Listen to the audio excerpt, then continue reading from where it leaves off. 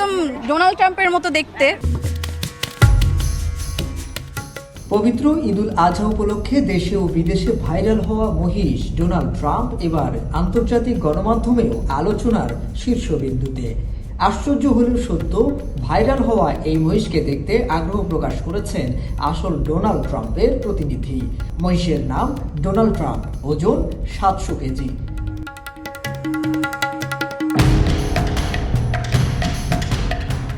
গণমাধ্যমে প্রচারিত খবরটি ভাইরাল হওয়ার পর আমেরিকান দূতাবাসের কর্মকর্তারা আলোচিত গোলাপি মহিষটিকে দেখতে আসার আগ্রহ প্রকাশ করেছেন।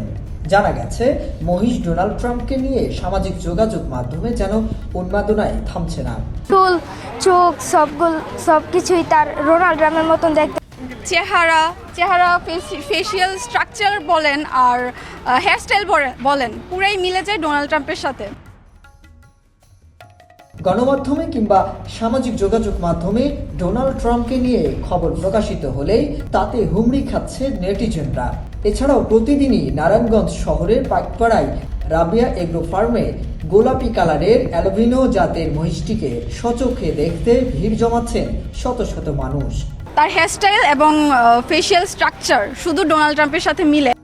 গত 10 মে রবিবার মহিষ ডোনাল্ড ট্রাম্পকে নিয়ে প্রথম সংবাদ প্রকাশিত হওয়ার পর থেকে দেশের প্রায় সবগুলো গণমাধ্যমেও আলোচিত ছিল ডোনাল্ড ট্রাম্প।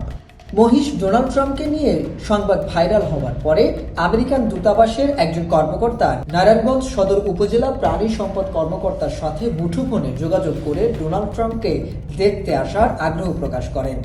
বরিশাল, সাভার সহ বিভিন্ন জেলা থেকে মানুষ আসছে মহিষটি একটা নজর দেখার জন্য।